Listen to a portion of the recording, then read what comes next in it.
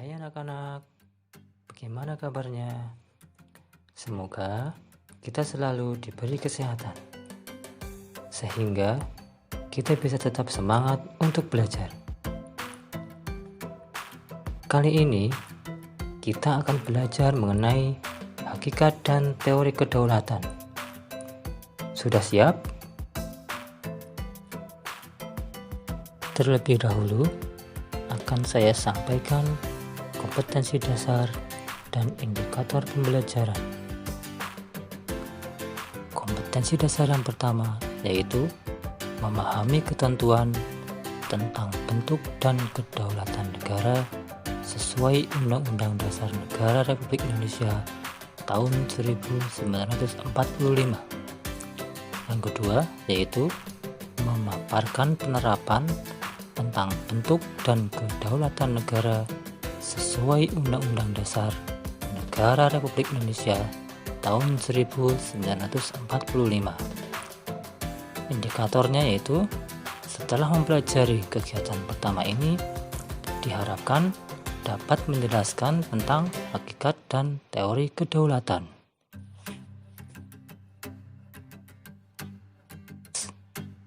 Yang pertama yaitu pengertian kedaulatan. Yang kedua, bentuk kedaulatan. Dan yang terakhir yaitu teori kedaulatan.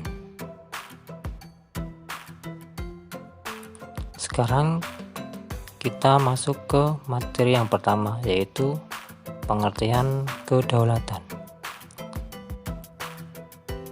Kata kedaulatan berasal dari bahasa Arab, yaitu daulah, yang artinya kekuasaan tertinggi.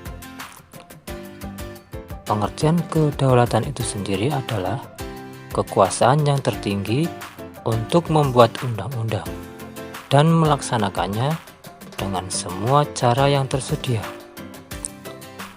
Oleh karena itu, kedaulatan rakyat membawa konsekuensi bahwa rakyat adalah pemegang kekuasaan tertinggi dalam kehidupan bermasyarakat, berbangsa, dan bernegara. Kedaulatan rakyat juga berarti pemerintah mendapatkan mandatnya dari rakyat, oleh rakyat, dan untuk rakyat.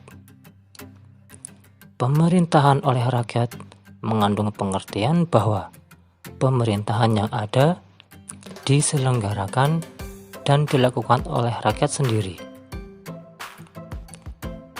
Gaya pemerintahan dari, oleh, dan untuk rakyat ini dikenal dengan istilah demokrasi. Adapun keterlibatan rakyat dalam membentuk pemerintahan dapat dilakukan melalui demokrasi langsung dan demokrasi tidak langsung atau perwakilan. Pengertian kedaulatan menurut Jean Bodin. Menurut pendapat Jean Bodin, seorang ahli tata negara dari Perancis yang hidup di tahun 1500-an. Kedaulatan adalah kekuasaan tertinggi untuk menentukan hukum dalam suatu negara. Kedaulatan memiliki 4 sifat pokok, yaitu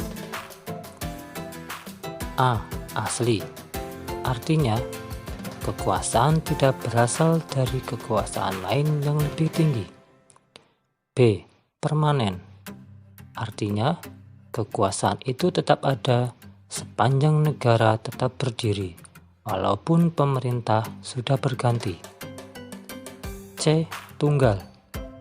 Artinya, kekuasaan itu merupakan satu-satunya dalam negara dan tidak dibagikan kepada badan-badan lain. Yang D. Tidak terbatas. Artinya, kekuasaan itu tidak dibatasi oleh kekuasaan lain. Yang kedua, yaitu bentuk kedaulatan, di mana kedaulatan dibagi menjadi 2, kedaulatan ke dalam dan kedaulatan keluar.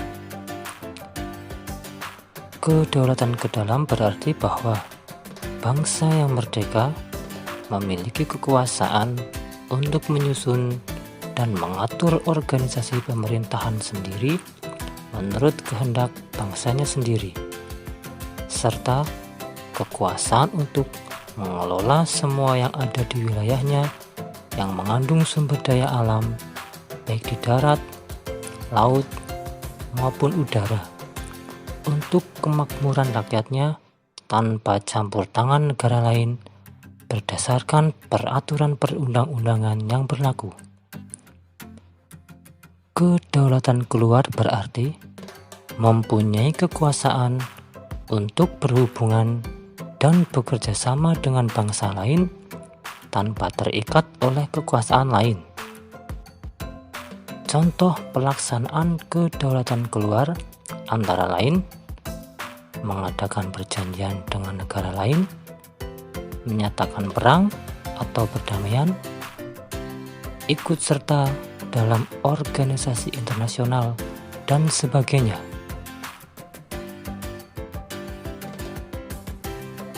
Baik, sekarang kita masuk ke materi yang ketiga, yaitu teori kedaulatan. Secara umum, menurut para ahli, teori kedaulatan terdiri dari 1. Teori kedaulatan Tuhan. 2. Teori kedaulatan raja. 3. Teori kedaulatan negara. 4. Teori kedaulatan hukum. Serta yang kelima yaitu teori kedaulatan rakyat. Teori kedaulatan Tuhan.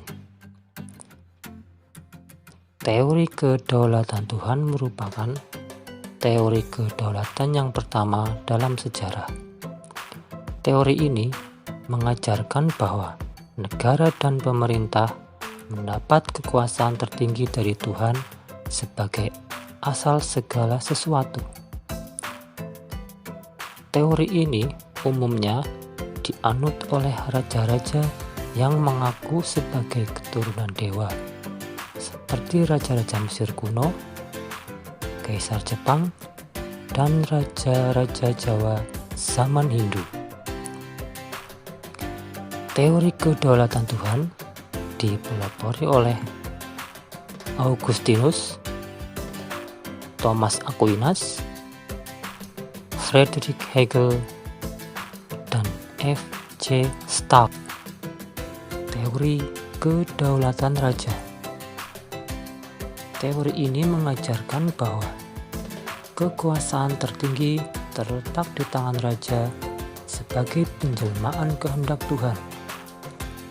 Pada abad pertengahan, teori kedaulatan Tuhan berkembang menjadi teori kedaulatan raja yang menganggap bahwa raja bertanggung jawab terhadap dirinya sendiri.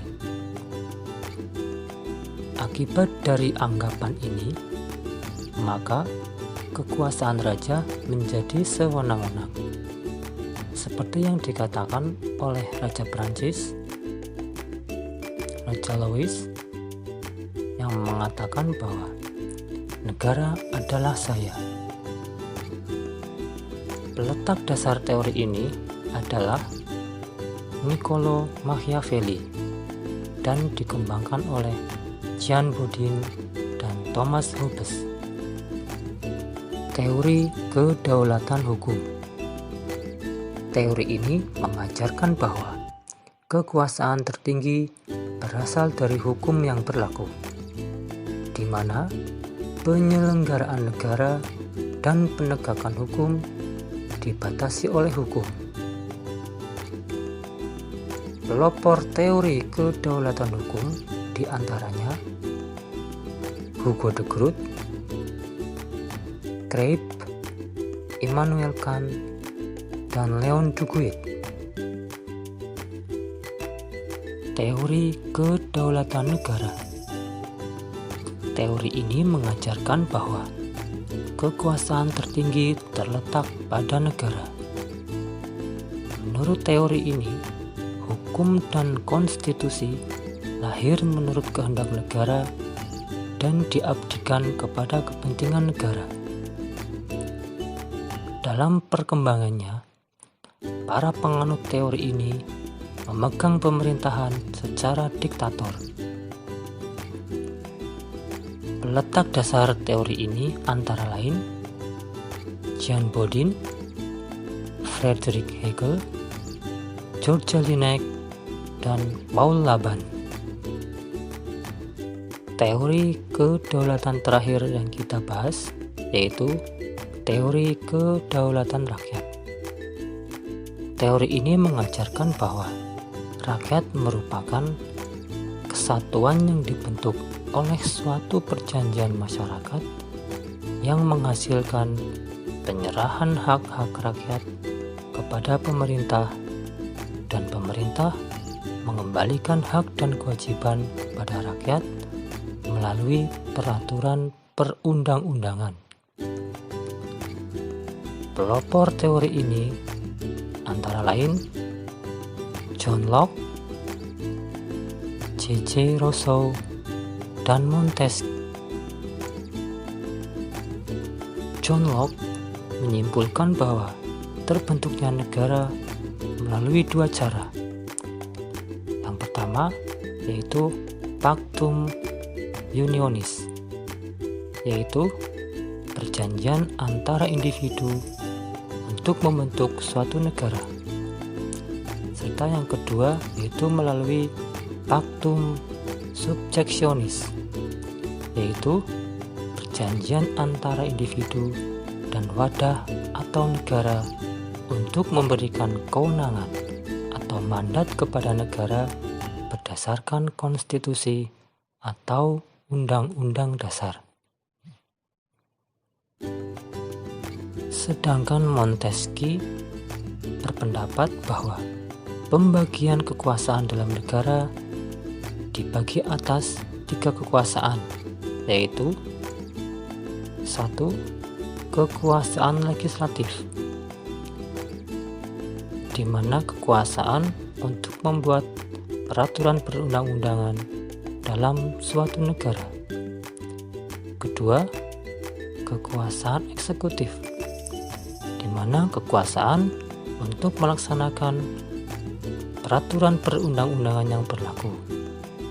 Kekuasaan eksekutif sering disebut sebagai kekuasaan menjalankan pemerintahan. Yang ketiga, kekuasaan yudikatif, di mana kekuasaan untuk menegakkan peraturan perundang-undangan yang berlaku apabila terjadi pelanggaran.